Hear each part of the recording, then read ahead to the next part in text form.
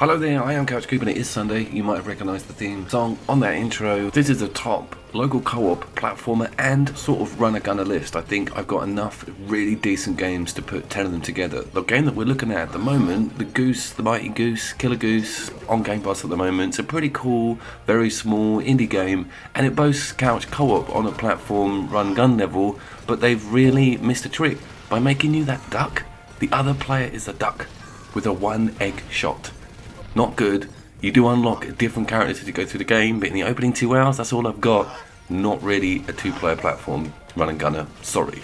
Okay, let's get started with the official first entry. If you don't know my lists, I do them in ranked order. So the weaker games I do at the start, and the cooler, stronger ones I put at the end. This does two things, sort of builds a bit of tension and gets my watch time up. Sundered is actually a very strong single-player platforming game. It's a little bit like a Hollow Knight difficulty roguelike thing going on, where you use an open map, you can see the square system, you discover new rooms. There's a lot here, but it's just a bit strangely inaccessible for someone else because there's quite a lot of nuances to this game.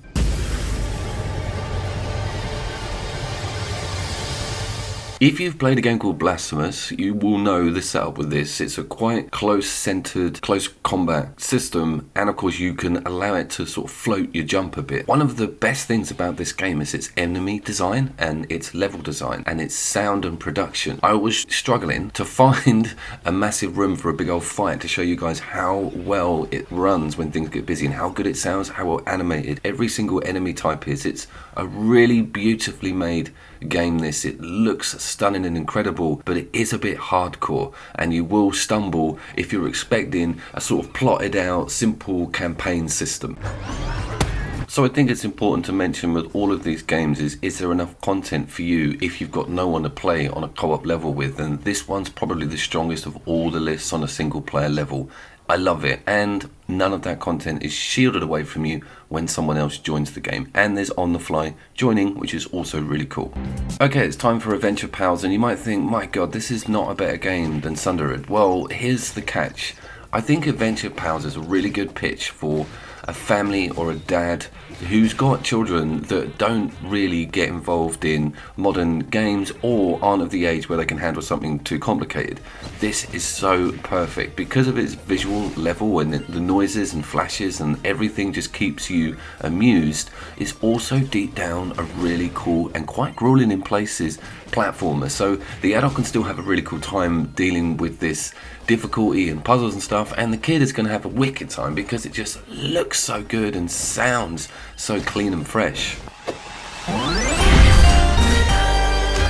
There's no reason if you're an adult you have to suffer playing these mindless horrible games that children get pushed when there's some beautiful indie gems out there that are genuinely good platformers and a hell of a lot of fun. This one's got an RPG, leveling system, perk cards, you saw that. You can upgrade your backpack and get more infantry. You can sort out the llama / giraffe thing that you've got with you to give you extra powers. There's so much to love with Adventure Pals.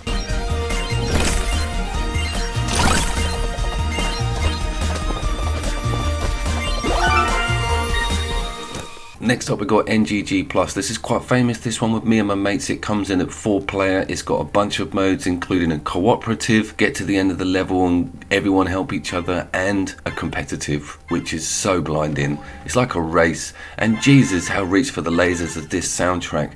It's a bit of a gem, this game.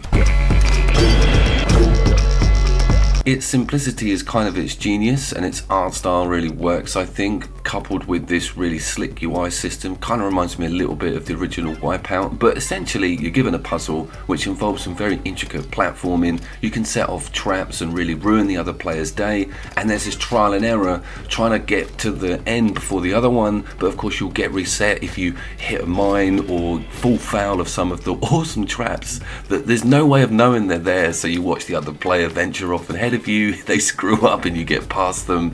A lot of fun. The platforming genre and the run and gun genre when it comes to indie games is quite a blurred line, platforming especially. Games like Needhog are technically platformers, but it's not a game mechanic that the series relies on. Like, you won't get to a section where you can't go forward if you're not any good at platforming. NGG Plus is only platforming without the projectile element, and I've got some games coming up that are far more run and gunny and platforming injected in. So I've tried to get the middle ground. It's quite difficult. I've also left out Hunt down, which is a hugely strong platform run and gunner, but it's at the start of a list I've just done for the Game Pass platformers, which I'll put a link in description for. Sorry to bore you with all that. Back to M++ and the developers' ingenuity on coming up with these maps and the different traps on them, home missiles, you get targeted, adding 4 people combined with that soundtrack, and it's a brilliant price and smaller indie title.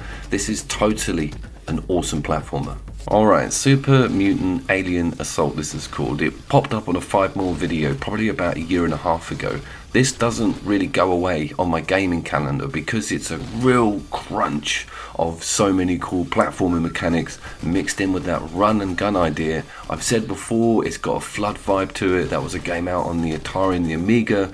It really does reek of some amazing retro game mechanics. Essentially, you get trapped in these arenas. They have a weapon shop in them that respawns different weapons. You don't always get what you want, the same with the grenades, and it pushes in enemies that get stronger and stronger the longer you leave them knocking around inside these cool little map screens.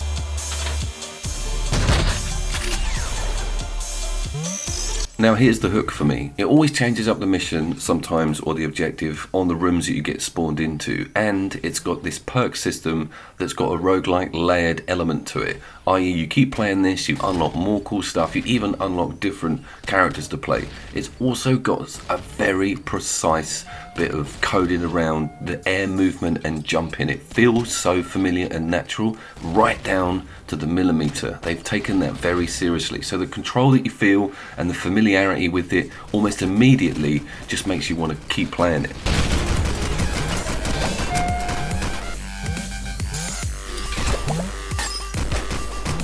Also got a relentless difficulty. This is all stage 1. I've only ever got to level 2 on it, but I'm never too angry to play it again. It's kind of got this Dark Soulsy, you buggered up because you weren't paying attention vibe, which I don't mind too much. If the systems are fair and the difficulty's right, you've just got so many hours to waste in this game, and all with a mate, which is kind of essential. This one's really difficult on your own.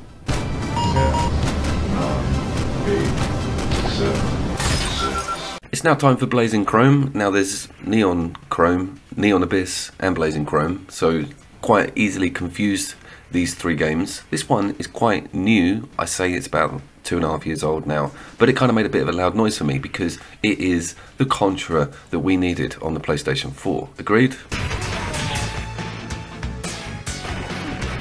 It's a flawless rendition, to be fair. It's even got the sort of Battletoads bike scenes in it, every animation and explosion, and bit-mapped boss sections, you know, on the snake, where they've actually put the little bits of tile to make up the long snake. Man, it looks so shit. I love it.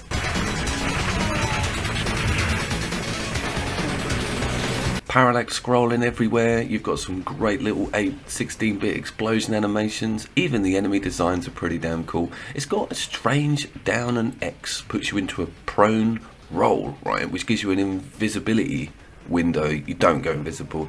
Invincibility window, and they just keep spamming it now. It's annoying that I've kind of found it, and it's a bit disruptive for a Contra clone. I don't remember there being an invulnerable window in the moveset on Contra, so that one is going to take some getting used to. And of course, my mate who I'm playing with, bless him, you're not getting that one up. I explained that I can't, you know, I only get one shot of this footage sometimes, but it was blinding to have someone over and play a game that, you know, the genre was big when we were kids, so it was just pretty weird, both of us sitting there at 40.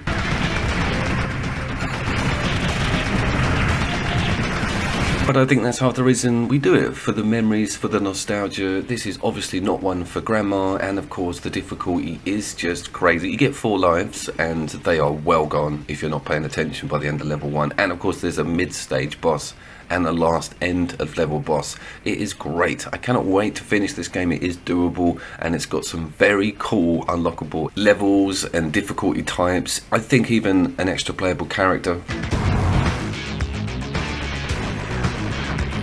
Owning this and Xenocrisis are kind of all you need when it comes to good retro shooters. Now you don't, you need more. You need about 20 games in your retro shooter library, and definitely Blazing Chrome is going to be right up there with the top. And fingers crossed on this new Contra that's coming out, because they totally murdered, didn't they, the twin stick.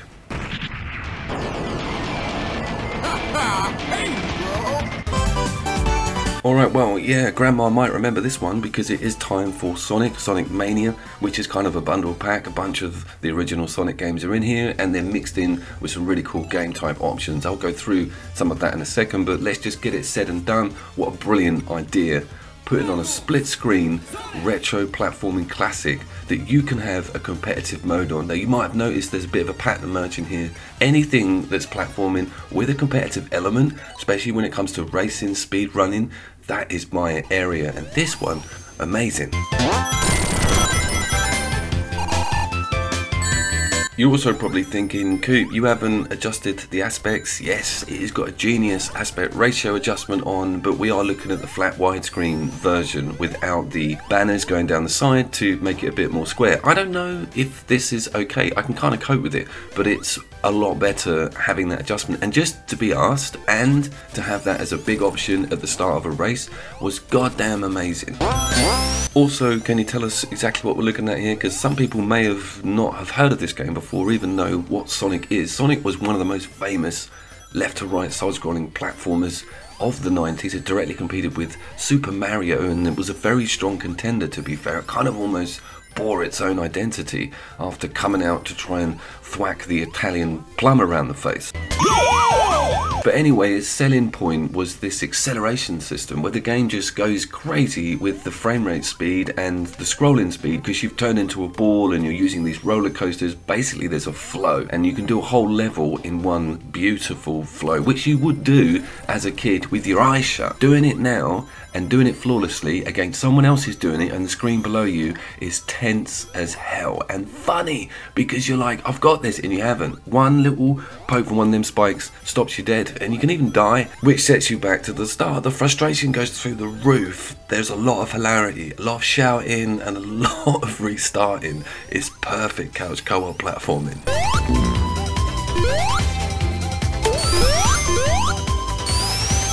It's also a very good piece of content as a Sonic tribute. If you just want to play this on your own and look at the first and second Sonic games and work out why it was such a big noise back then, it's a really good place to do it, and it's not extortionate as well. Also, I think available on quite a lot of platforms.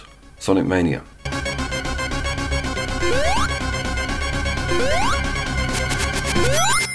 Yeah, I'm going to call it GGC2 for the duration of this little blur, because I think I've got some pronunciation issues with the C word. GGC1 was totally blinding. This is totally blinding. It's got a Fury Unleashed sort of firing arc on it now, and it just feels so natural. A double jump from the get-go, and so many weapons to enjoy. There's funny stuff everywhere. The NPCs, their idle animations, they'll be eating like Italian food and talking to each other. The dissipation mechanics when you decapitate somebody, this definitely not one for Grandma.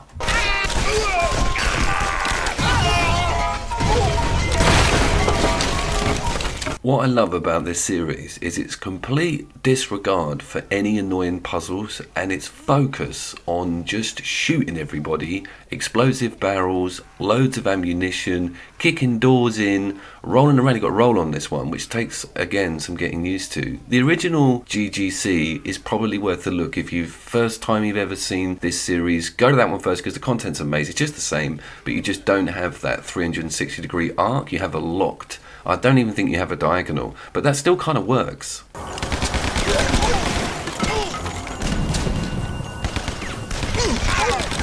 It ruthlessly sticks to its lore as well, so it's a zombie outbreak within the Italian mob. The original was set in Italy, but this one's kind of gone over to the Second World War. There's some Nazism in here. It gets really crazy, and there's nothing not to love about how they push the multi-local player aspect is up to 4 people, all individual character choice as well, and it totally works, this game, with 4 people on it. I will dig out the link, it has been reviewed by me before.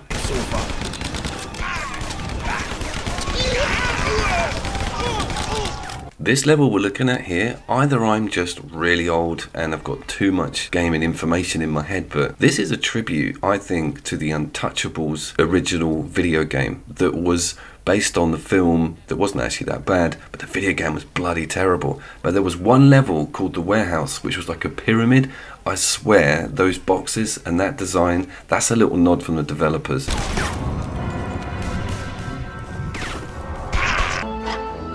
After his funeral, the knight had returned from the grave, undead and bitterly wrathful, and troubling to his neighbours. Yep, it's Trine time, particularly Trine 4, but this game has got some brilliant predecessors. They're all wrapped up in a budget pack as well that's available on the store, so probably check that out. It is a stunning AAA indie game, this, with switchable characters, a flawless access system. I wanted to test if Kez could join halfway through the single player, and she can immediately, and every puzzle is catered for more than one person. This is game design genius. It's a haunted old manor, but I cleverly chose to come here at noon. Cursed undead knights don't look so scary in the daylight. Now back to what I was saying before about multi-tiered access points for this content. Yes, there's so much fun for the younger audience here, but if you're an adult, you can still sit back and enjoy these puzzles and get your head into some of this amazing visuals and lore and really cool physics. A lot of time being put into tumble mechanics and real-time weight mechanics with seesaws and light mechanics, even with rebounding stuff off your shields. Very cool, and it's all looking stunning. This looks so damn good on the 5. I know there's no change in aspect ratio, but there's something smoother about it. I always say that shit. But Christ, what a beautiful looking game.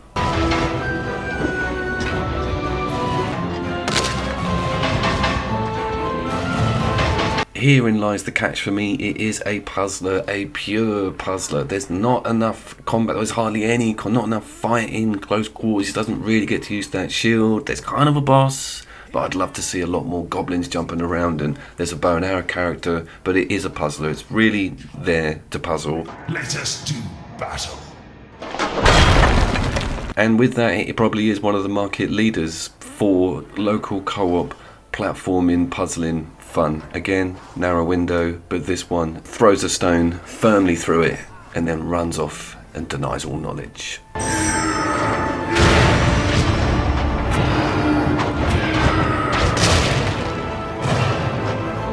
I was also thinking as well, if you strip this game of its assets, especially on some of those puzzle screens, you would just see the bare minimum when it comes to game design, and some of the swinging mechanics we'll see or have seen in loads of games that have come up or coming up. So it's not breaking any massive molds, and a lot of this stuff is just backgrounds, but still shooting balloons in gondola-ridden Venice set in the 1800s or whatever it is. Man, you need that in your life.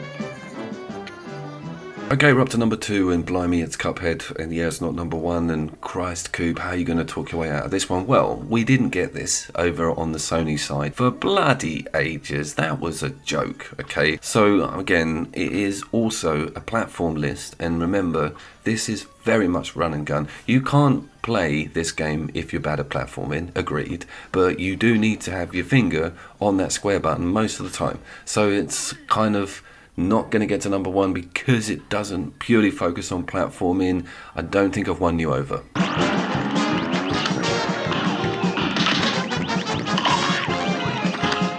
Grandma will appreciate that animation style though, but she won't appreciate that difficulty. This is not one for the whole family, and trying to coax one of your kids onto this and keep them on it without them just saying, I've had enough, why on earth would you do that to yourself, is a point that doesn't work for it. But that's why Cuphead's Cuphead, because it's in the higher echelons of difficulty. It's kind of a Dark Souls of side-scrolling platformers, and if you've beaten this game, it's kind of an accolade. It isn't easy.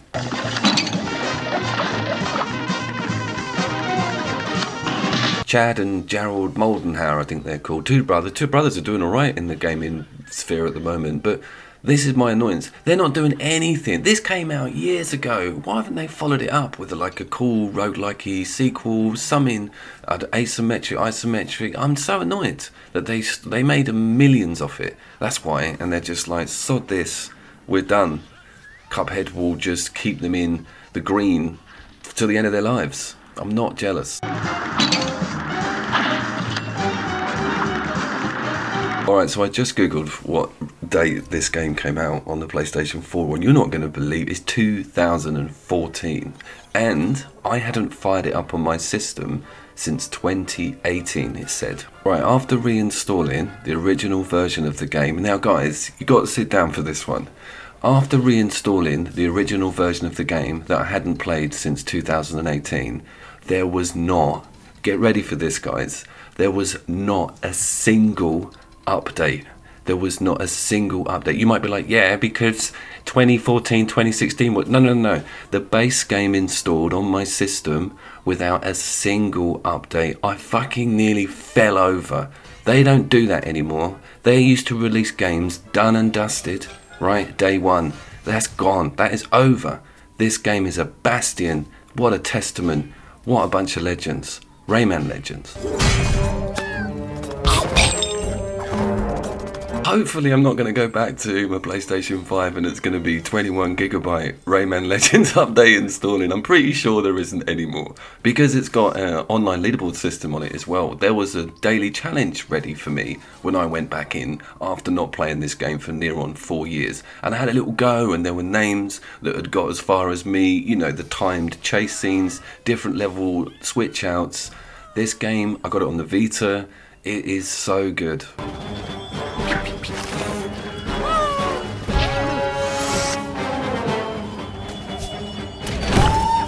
I don't have to go over what we're looking at, his art style, play style. It's one of the founding games on my channel as well, to be fair. And get this, that respawn mechanic when your teammate dies, when they turn into a balloon and drift around, Cuphead uses the same one, and I was boasting about how innovative that system was. This was doing it in 2014. They kind of done it a little bit better with making you as a controllable balloon, which adds tension because you've got to stay still and find each other. Rayman Legends is just timeless. It's got to be owned if you have a PlayStation 4 or 5, and I've been Couch Coopin'. I see it there!